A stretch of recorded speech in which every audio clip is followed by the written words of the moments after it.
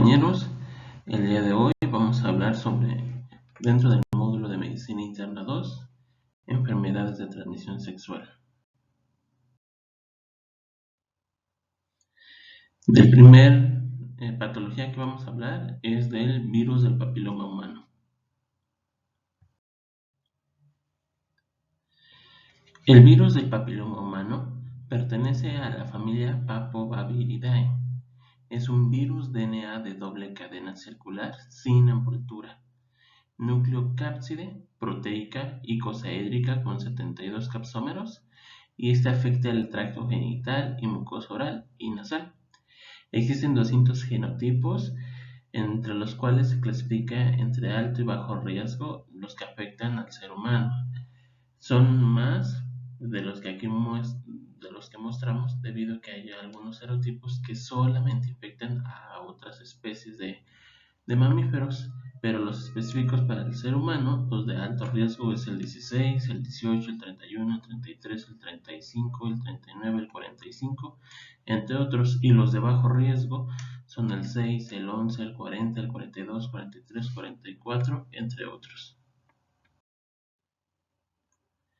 Con relación a su epidemiología, este tiene una incidencia del 10%, el cual tal vez sería mayor debido a que hay muchas personas al momento de hacer su citología en mujeres o en hombres que no se hacen estudios, quienes pasan desapercibido. Pero si toda la gente acudiera a hacerse sus Papanicolau, sus citologías o laparoscopías, probablemente esta incidencia sería mucho mayor. Hay un riesgo de exposición del 50 al 80%, el cual la infección se produce principalmente cuando hay contacto con las lesiones verrucosas, y hay una prevalencia de edad de 31%, principalmente de 21 a 24 años, de 7.5% de 40 a 44 y más de 5% arriba de 60 años.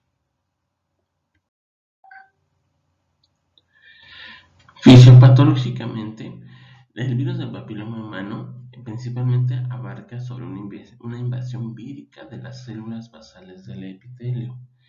Esta está potenciada por inflamaciones, traumatismo, relaciones sexuales. De ahí vamos a un periodo de latencia. La latencia puede ir desde 15 días, 3 semanas, hasta 20 años. Por eso hay que aclararle a los pacientes, principalmente a las mujeres, cuando van a acudir a realizarse sus citologías y llegasen a salir positivos y han tenido 1, 2, 3 parejas sexuales, comentarles que existe la posibilidad de que con su pareja actual no se haya enfermado, sino puede haber sido años previos. Esta latencia es a base de las proteínas de la región precoz E6 y E7, lo cual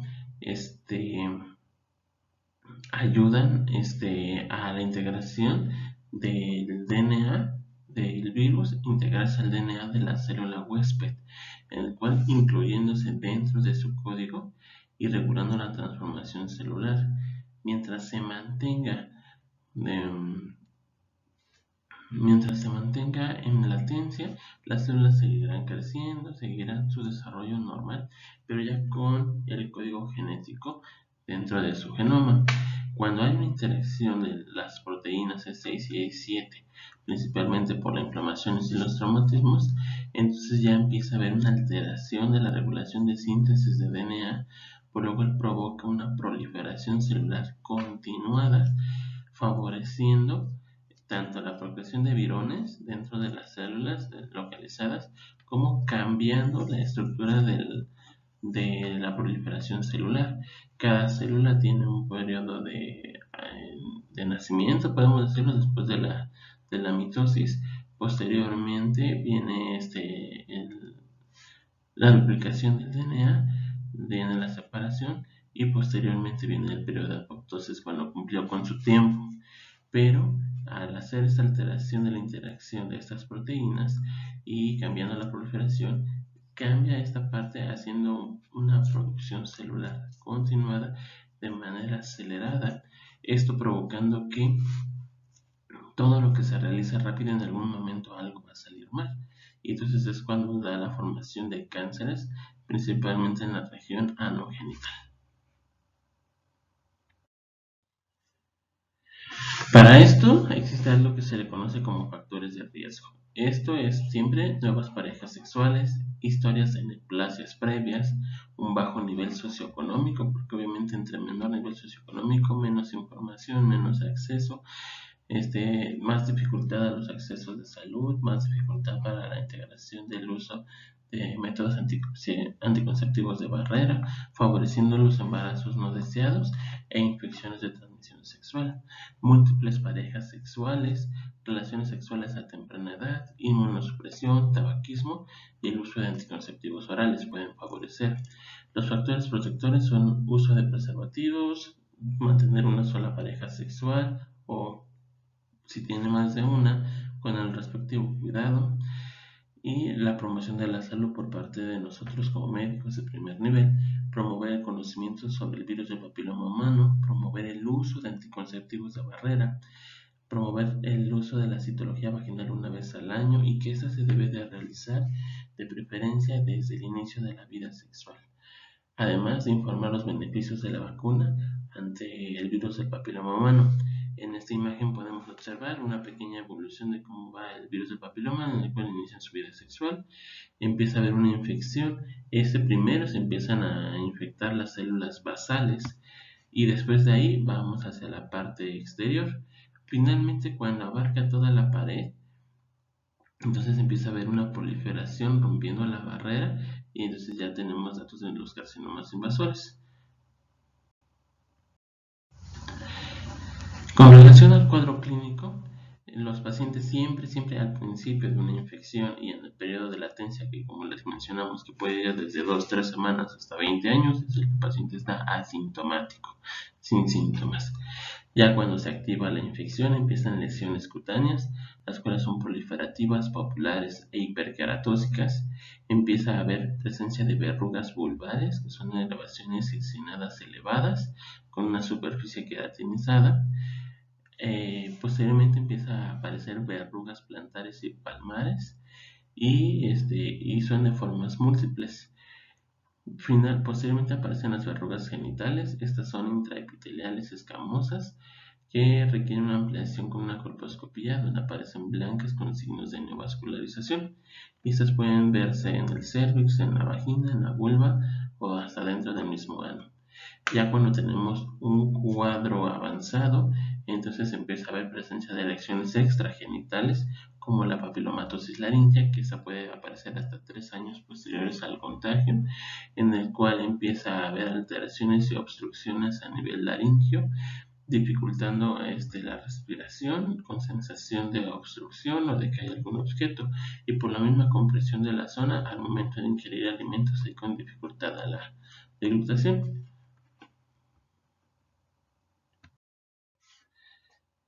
Para que se pueda hacer el diagnóstico, siempre es a través de la inspección de las verrugas. Esta no amerita alguna prueba adicional, está en conjunto con la historia clínica del paciente. La citología cervical, esta se realiza una vez al año, como dijimos, desde que empieza su vida sexual, y solamente si sale patológico con presencia de células displásicas, entonces ya vamos hacia la presencia de la colposcopía, que es a través de un microscopio, se revisa utilizando el ácido acético y de esa forma visualizar las lesiones con BPH y llegar al diagnóstico confirmatorio con la toma de biopsia. Con relación al tratamiento, hay que tener en cuenta, el BPH no se cura, solamente se da manejo para la aparición de las verrugas genitales. Lo que se utiliza es la podofilina, que es muy económica, pero ya está en desuso por muchas situaciones con relación a irritación de la misma piel donde se coloca. Actualmente en el Seguro Social se utiliza más el Emiquimod al 5%, pero no quita de que es irritante. Se debe de colocar 3 veces por semana, al menos por unas de 8 a 16 semanas. Debe de haber un lavado con agua y jabón posteriormente, unas 6 horas posteriormente a la aplicación. Tener en cuenta que existe la posibilidad que entre la primera y segunda toma que se lo coloquen por la irritación y la inflamación del tejido, hasta pareciera que crecieron las verrugas genitales, pero estas van a ir desapareciendo poco a poco. Y una forma que tenemos para la prevención de del virus del papiloma humano es las vacunas. Tenemos tres vacunas, el Cervarix y Gardasil, que el Gardasil se divide en dos. La normal, que tiene cuatro serotipos, que son de los de alto riesgo, y el Gardasil 9, que como dice su nombre, son 9 serotipos, en el cual abarca tanto de alto como bajo riesgo para la prevención de BPH, para no favorecer el desarrollo de un cáncer. Entonces, obviamente entre las vacunas, el Mickey Mouse deben de ayudar, y tener en cuenta que aunque la aplicación, de acuerdo a los estatutos, menciona que debe ser en niñas de 9, 10 años no escolarizadas, o en quinto año de primaria si son escolarizadas. Pero en la literatura externa al Seguro Social, toda persona se puede poner la vacuna, aunque ya tenga antecedente del virus del papiloma humano, aunque ya haya tenido antecedente de cáncer cervicouterino, debe de colocarse la vacuna, porque existe la posibilidad de que el problema que haya tenido previamente, si fue provocado por el virus del papiloma, haya sido otro serotipo, y y evitar alguna recidiva. Ahora, el siguiente patógeno que vamos a hablar va a ser de un pequeño diplococo que de la enfermedad gonorrea. La gonorrea es provocada por un bichito que se llama Neisseria gonorrea. Este es un diplococo gram negativo de 0.6 a 1 micra de tamaño. Tiene un creso favorable entre el 35 y 37 grados.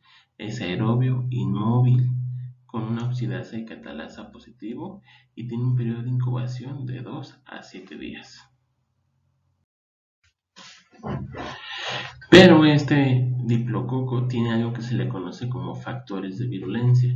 Estos factores de virulencia son los que favorecen el contagio y además aumentan la posibilidad de éxito para la adhesión a la célula huésped. Entonces tiene algo que se llama pilina o pilos, el cual es como pequeños dendritos alrededor de su cápsula, en el cual ayuda a la adhesión inicial a las células. Además interfieren con la muerte producida por los neutrófilos. Tenemos tres proteínas: la POR proteína 1, la OPA proteína 2 y la RMP proteína 3. Estas se encargan de facilitar la supervivencia intracelular y evitar la fusión con los fagolisomas de los neutrófilos.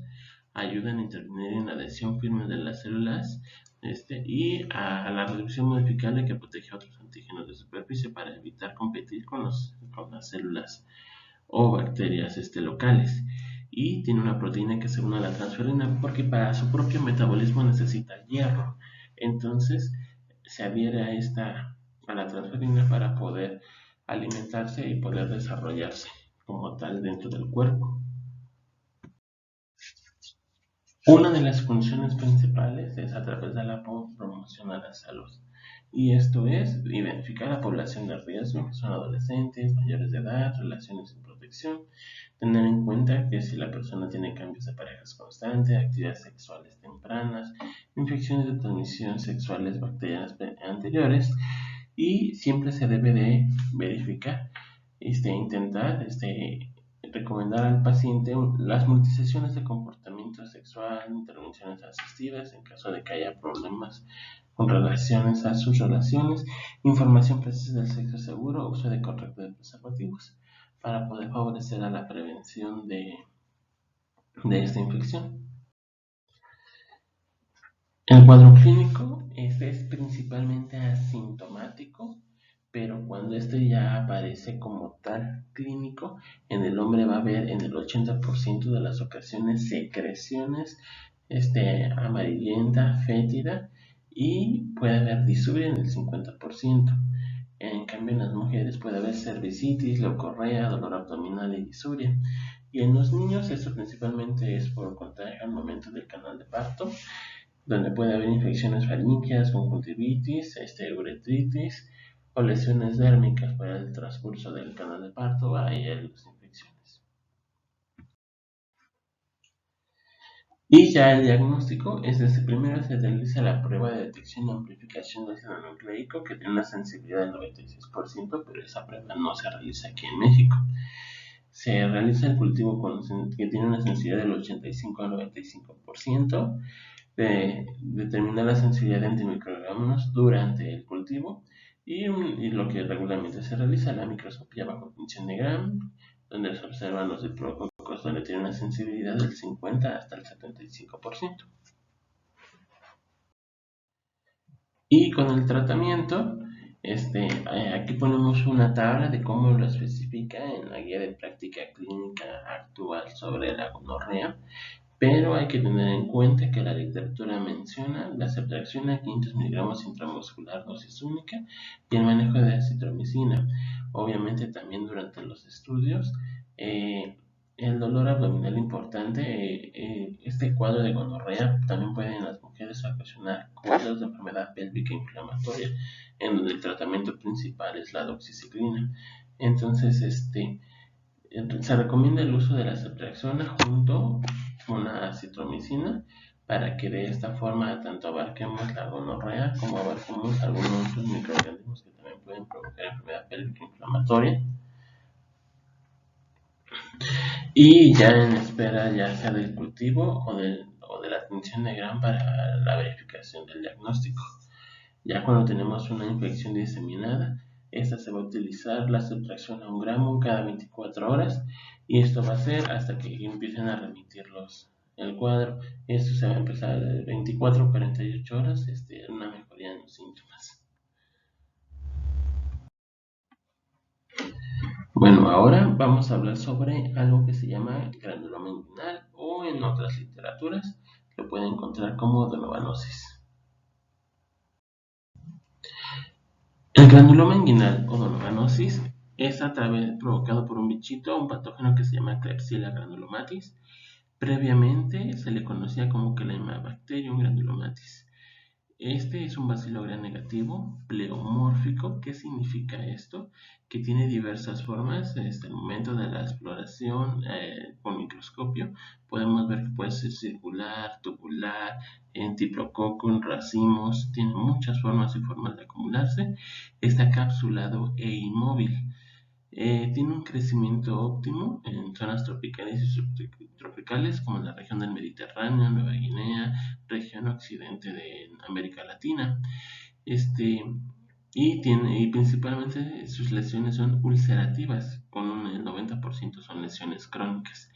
Al momento de realizar la exploración con microscopio, nosotros vamos a ver el tejido y vamos a ver pequeñas vesículas o vacuolas como el que observamos en la imagen, con diversos pequeños puntitos abarcando diversas células. A esto se les conoce como vesículas de Donovan. Por eso antes se le conocía a la enfermedad como donovanosis. Pero ese es el punto patognomónico histopatológico de esa enfermedad. Las lesiones se dividen en 4 partes. Al principio son lesiones que sangran muy fácilmente, no tienen una forma específica y no son dolorosas, que eso es lo importante. Además de que tienen una coloración rojiza, fresca, como si fuera una fresa. Pero por lo mismo de que no hay dolor, rara vez acuden los pacientes en esta etapa. Posteriormente empiezan a ser hipertróficas, se empieza a engrosar la lesión, se empieza a secar y continúan siendo lesiones irregulares, pero estas no duelen. La tercera fase son necróticas por la misma hipertrofia con falta de circulación local, empieza a morir el tejido, lo cual es una lesión ya maloliente, con presencia de destrucción tisular, y ya al final quedan cicatrices con datos de fibrosis, que ya es la cuarta parte. Su periodo de incubación es desde 1 semana hasta 3 meses, desde la primera infección hasta que empiezan a aparecer las primeras lesiones. Una de las características que vamos a observar con las lesiones, como les dije, en esta imagen que vemos, es una lesión roja, brillante, en la cual no le duele al paciente. Siempre va a haber uno o más nódulos subcutáneos sobre la lesión y adenomegalias alrededor. Vamos a tener la presencia de las úlceras y estas lesiones siempre va a haber por diseminación por contigüidad, va a haber por autoinoculación de que agarramos las lesiones y sin lavarnos las manos nos empezamos a agarrar que la cara, que los ojos, que la boca, que el dorso, y entonces ya empieza la aparición de las lesiones extragenitales. Pero la primera infección comienza así con las lesiones afresadas, no dolorosas, muy sangrantes. El diagnóstico de esta enfermedad es muy difícil a través del cultivo. Se utiliza el agar de Levantal modificado, pero aún así es muy difícil. Eso además de la historia sexual de riesgo. Obviamente el diagnóstico es clínico. Si vemos una lesión ulcerativa rojiza de fácil sangrado y que no es dolorosa, entonces estamos ante una adenomanosis. Y si al momento de hacer una biopsia se dan la identificación de los cuerpos de Donovan a través de la tinción de Giemsa, ya con eso es el confirmatorio. Y ya como tratamiento tenemos estas 4 opciones. En primera opción es la doxiciclina de 100 miligramos. Este va a ser vía oral, una cada 12 horas por 3 semanas. Dimetropin con sulfametoxazol de 160 sobre 800 miligramos, una cada 12 horas por 3 semanas. Eritromicina 500 miligramos vía oral, una cada 6 horas por 3 semanas. O acitromicina 1 gramo vía oral, una cada semana por 3 semanas. Yo les voy a hablar del linfogranuloma venéreo, el cual es una enfermedad causada por Chlamydia trachomatis, los serotipos L1, L2 y L3. Hay que recordar que estos serotipos son específicos para el linfogranuloma venéreo y no hay que confundirlo con los serotipos que causan el tracoma. El linfogranuloma venéreo se caracteriza por una úlcera genital o pápula que desaparece rápidamente en algunas ocasiones. En otras no se llega a presentar, pero el signo predominante es la linfoadenopatía inguinal y femoral, principalmente bilateral, la cual es muy dolorosa. Puede invadir y reproducirse en los ganglios linfáticos regionales y anteriormente era endémico en algunas áreas de África e India. Sin embargo, ya se han presentado muchos casos en Latinoamérica y en Estados Unidos. Esto es pues porque se ha visto que se ha relacionado con pacientes homosexuales y es más frecuente en hombres. Dentro de la clínica vamos a ver 3 estadios. El primero es el estadio 1, en el cual el periodo de incubación es alrededor de 2 a 12 días, con un promedio de 3 días, en donde se presenta una pequeña lesión que puede provocar un desgarro en la piel, causando una úlcera. Sin embargo, cicatriza tan rápido que muchas veces esta lesión llega a pasar desapercibida por el paciente. En el estadio 2, a las 4 semanas, empiezan a afectarse los ganglios inguinales, unilaterales o bilaterales, se agrandan formando masas grandes y dolorosas a la palpación, y estas masas se adhieren a los tejidos más profundos, promoviendo la inflamación de la piel subyacente, a veces presentando fiebre y malestar general. Y en el estadio 3, las lesiones se curan, pero los trayectos fistulosos pueden persistir. La inflamación causada por la infección no tratada obstruye los vasos linfáticos y provoca edema y úlceras cutáneas. Además, en las mujeres se llega a presentar lumbalgia o dolor pélvico, que es algo muy habitual, y las primeras lesiones se detectan en el cuello uterino o en la parte superior de la vagina. Esto provoca inflamación igual de los ganglios linfáticos perirectales y pelvianos, y bueno, en estos casos puede haber múltiples trayectos fistulosos de drenaje, por donde no nada más se elimina pus, sino también pues puede haber sangre. Y las personas que practican sexo a nivel receptivo pueden tener proctitis o proctocolitis grave, con secreción rectal igual, que puede ser hemática o purulenta durante la primera etapa. Aquí se muestra una imagen endoscópica del linfogranuloma venéreo, Es de parte del recto donde se ve edematoso y friable con erosiones superficiales y úlceras profundas. A veces se pueden ver sangrando. El diagnóstico principal es clínico, aunque también se puede hacer por medio de detección de anticuerpos contra la endotoxina de clamidia o una PCR. El tratamiento de elección es la doxiciclina a dosis de 100 miligramos vía oral cada 12 horas por 21 días. Si hay alergia a la doxiciclina, se puede utilizar eritromicina, 500 miligramos vía oral cada 6 horas por 21 días. Sin embargo, la alternativa de la eritromicina es la citromicina, 1 gramo vía oral en dosis única. Aquí debemos valorar al paciente cada semana hasta que vayamos viendo cómo van siendo los signos y síntomas y hasta que se hayan resuelto. Y recordar que el linfogranuloma venérea no se considera incapacitante. En realidad casi ninguna enfermedad de transmisión sexual lo es, a la excepción del herpes temporal, pero el linfogranuloma venérea no se considera incapacitante. Vamos a hablar de VIH, vamos a mostrar los aspectos más importantes, puesto que ya se había hablado en alguna ocasión de este virus. Recordar que el virus del VIH es un virus de ARN perteneciente a la familia Retroviridae, la cual es una partícula esférica que contiene una transcriptasa reversa que le permite su paso al ADN en el citoplasma de la célula huésped. El blanco principal pues es el sistema inmune, el cual se va deteriorando de forma gradual.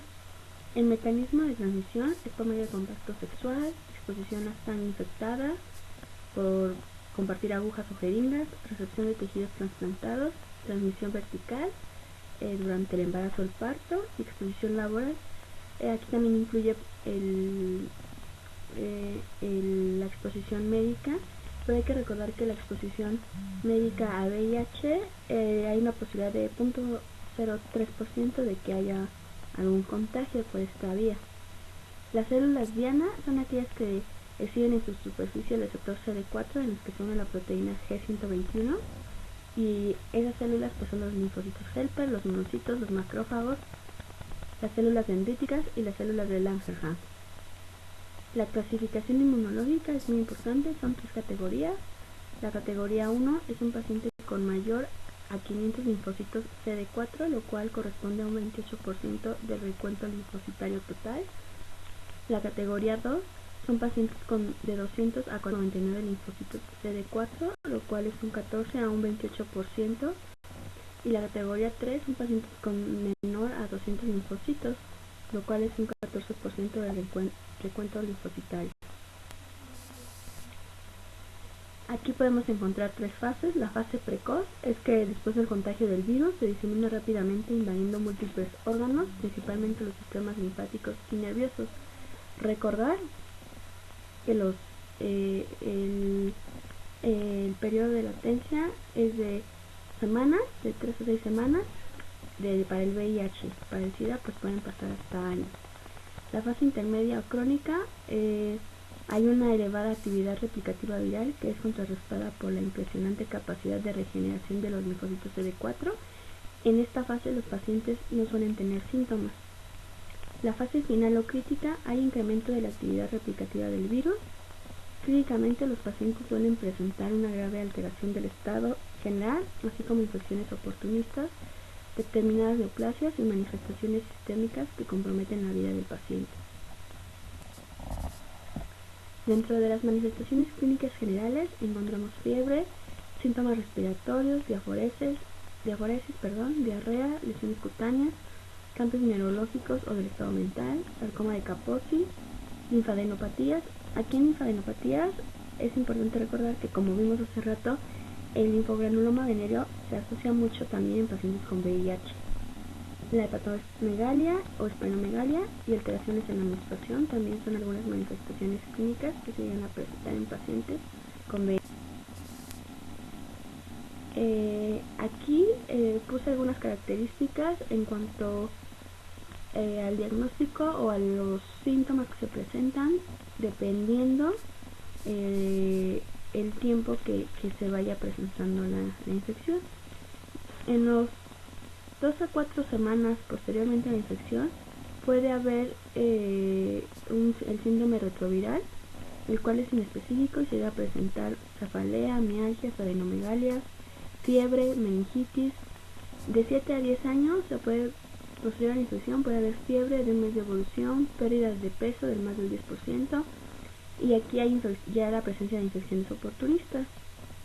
Y bueno, ya cuando el conteo de linfocitos CD4 es menor a 200 células, aquí ya se presenta claramente algunos síntomas y sobre todo la presencia de infecciones oportunistas. Puede aquí presentarse el sarcoma de Kaposis, candidiasis, criptosporidiosis, y algo muy frecuente aquí en la población son la asociación de tuberculosis con pacientes con VIH. El diagnóstico, la prueba que se utiliza es la VIH o la prueba convencional de ELISA y se confirma por medio del Western blot.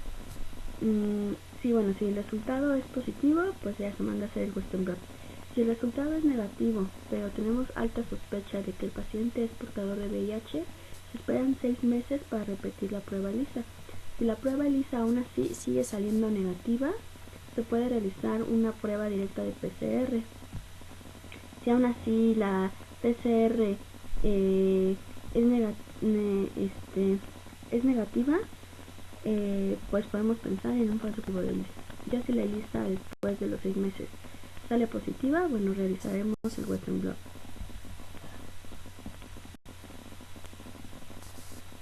En cuanto a la vacunación, las vacunas que están indicadas en los pacientes portadores de VIH es la antineumocócica, la vacunación antigripal, la vacunación para virus de hepatitis A y B, y las vacunas contraindicadas es la polio, la del cólera y la de la fiebre tifoidea. Esto es porque son con virus atenuados. En cuanto al tratamiento, los fármacos que más se utilizan son los inhibidores de la transcriptasa reversa, análogos de nucleótidos, los inhibidores de la transcriptasa no análogos de los nucleósidos, los inhibidores de la proteasa, los inhibidores de la fusión, los inhibidores de la integrasa y los antagonistas del receptor C. Y los criterios de referencia para iniciar el retroviral se inicia en toda persona que ya tenga síndrome de inmunodeficiencia adquirida, en los pacientes que tengan un conteo de CD4 menor a 350, en mujeres embarazadas, en personas con nefropatía asociada a VIH, coinfectadas con el virus de la hepatitis B, y siempre cuidar el tratamiento de infecciones oportunistas, que son realmente complicaciones importantes en los pacientes con VIH.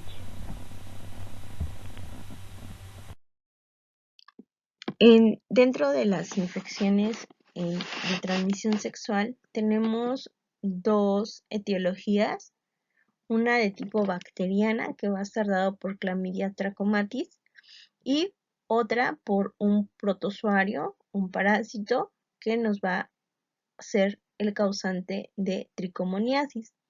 Vamos a comenzar con lo que es clamidia. Esta va a estar dado por una bacteria de tipo gram negativo, va a tener un crecimiento intracelular obligado y va a cursar con un periodo de incubación de 1 a 3 semanas. La presencia de esta bacteria va a facilitar la identificación o la infección por VIH, así como de gonorrea. Hay dos variantes de clamidia, una de tipo anogenital, que va a ser la causal de cervicitis en un 70 a un 90% de tipo asintomática, y una variante de tipo urogenital que nos va a dar el cuadro clínico que vamos a mencionar más adelante. La clamidia está relacionada con enfermedad pélvica inflamatoria en un 30%.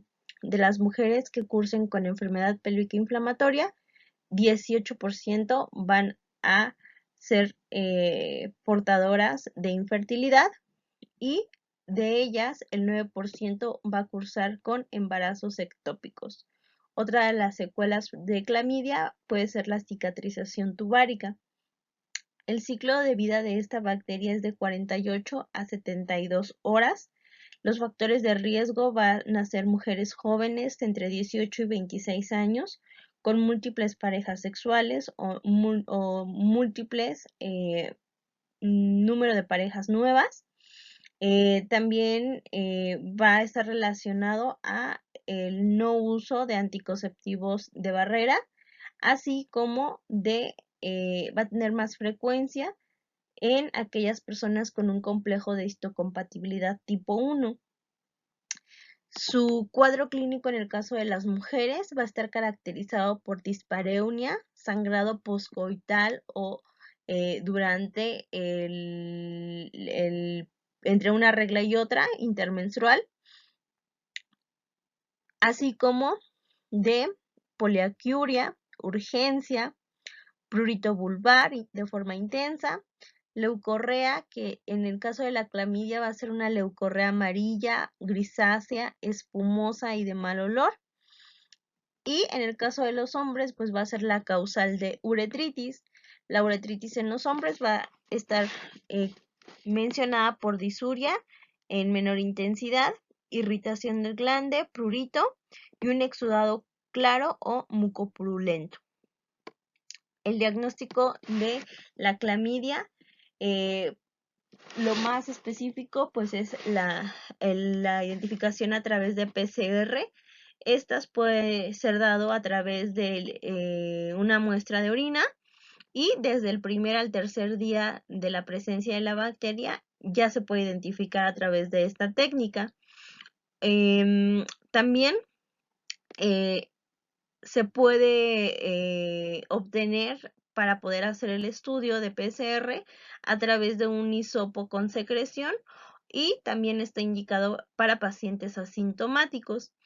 El segundo estudio que se puede realizar para identificar la presencia de clamidia es a través de cultivos y el tercero es a través de anticuerpos fluorescentes.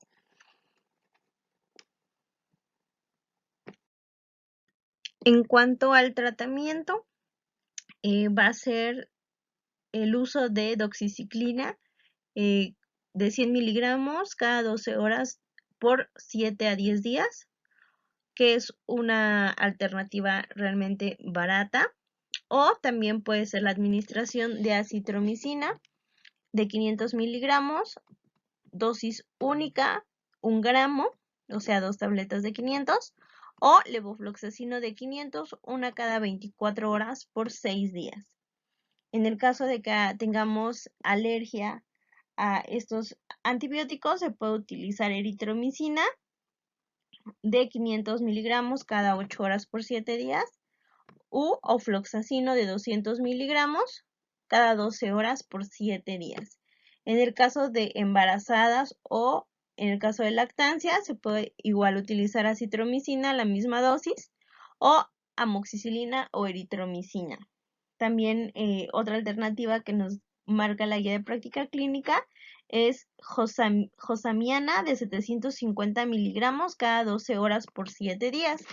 Es importante el aviso en el caso de que salga diagnosticada positiva esta bacteria, notificar a las parejas sexuales con las que se haya intimado en los últimos 6 meses. En el caso de tricomona, es la enfermedad de transmisión sexual más frecuente. En la mujer es causal de vaginitis y en el caso de los hombres de uretritis. Este es un parásito que va a ser infectante en su fase de trofozoito. El trofozoito se va a encontrar en la mucosa urogenital o de la vagina. Va a tener una división por fisión binaria y va a tener la capacidad de reproducirse en un medio ácido, motivo por el cual pues tiene fácil reproducción en el pH bajo de la vagina. Es la causante, este parásito es el causante de partos prematuros e inclusive de productos con peso bajo al nacer cuando está presente durante el embarazo. Su periodo de incubación puede ser de 5 hasta 28 días, aproximadamente 7 días en promedio, y su cuadro clínico va a estar caracterizada por una secreción que va a provocar prurito vulvovaginal, dispareunia, disuria, en el caso de hombres uretritis, dolor en hipogastrio, una descarga vaginal de un color amarillo o verdoso, el cual puede ser espumoso, fétido, y lo más característico de esta infección de transmisión sexual es el cervix en fresa, va por un proceso inflamatorio y un pH vaginal mayor a 4.5. El diagnóstico se va a hacer a través de colposcopía o a través de la aplicación de solución salina en el flujo, lo cual va a hacer a través de un test de WIF. Este test se le va a agregar cloruro de hidróxido de potasio al 10% y va a ser positiva si desprende un olor fétido. También el diagnóstico se puede realizar a través de PCR y el tratamiento va a estar dado por metronidazol a una dosis de 2 gramos, dosis única, o inclusive 500 miligramos cada 12 horas durante 7 días. Así, si llegáramos a tener alergia al metronidazol, el tratamiento de segunda elección es tinidazol en dosis única, 2 gramos. En el caso del embarazo se puede utilizar metronidazol en óvulos de 500 miligramos, un óvulo cada 24 horas por las noches en un periodo de 7 a 10 días. En la imagen de nuestro lado izquierdo se puede observar la leucorrea, característica de Clamidia trachomatis. Es una leucorrea amarilla, grisácea, espumosa y de mal olor. Contrario a lo que se presenta en tricomona, que es una descarga vaginal de color amarillo con tendencia a verdoso, espumosa, fétida, con el cervix en fresa. Esta es una tinción de Giemsa, que es para el diagnóstico de clamidia. Esta tinción va a tener un fundamento por la aplicación de colorantes de tipo ácido abásico, que va a permitir la diferenciación de la estructura celular como del núcleo, del citoplasma, y va a ser positiva ante la presencia de clamidia. Otro método diagnóstico de clamidia es a través de las técnicas de inmunofluorescencia directa del exudado.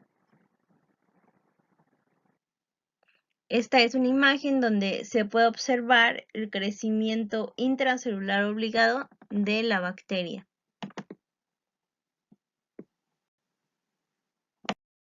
Otra enfermedad de transmisión sexual es el chancro blando. Este va a estar dado por una bacteria que es Haemophilus ducreyi. Va a tener un periodo de incubación en promedio de 21 días, en un rango de 9 a 90 días, y va a ser más característico en hombres, sin embargo no se descarta en la presencia de mujeres, así como en regiones tropicales. La clínica va a ser a través de la identificación de úlceras genitales o perianales, las cuales van a ser característicamente dolorosas, van a tener un borde irregular con un fondo sucio.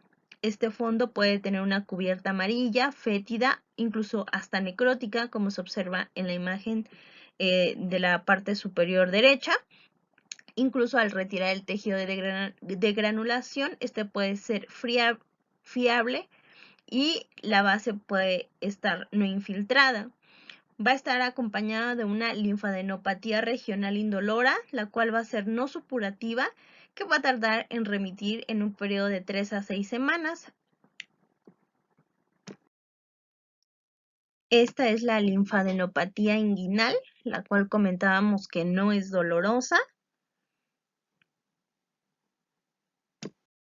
Su tratamiento va a ser con penicilina G benzatínica de 2.400.000 unidades intramuscular, dosis única, En el caso de presencia de las penicilinas, se puede utilizar dicloxacilina de 100 miligramos, una cápsula cada 12 horas por 14 días. O también entre los manejos farmacológicos tenemos la administración de acitromicina, 500 miligramos, 2 comprimidos, o sea, 1 gramo vía oral dosis única, o el uso de ceftriaxona de 250 miligramos intramuscular, dosis única. En el caso de que no se tolere la cefalosporina, también se puede utilizar ciprofloxacino de 500, una tableta cada 12 horas por un periodo de 3 días. Es importante conocer que el tratamiento sintomático siempre debe de ser acompañado de medidas locales de higiene. Hay que prolongar la terapia en caso necesario hasta la resolución de la sintomatología, y el uso de antibióticos no va a tener un efecto de expresión durante la linfadenopatía inguinal, pero sí sobre los síntomas agudos van a ser frecuentemente erradicados de una manera rápida.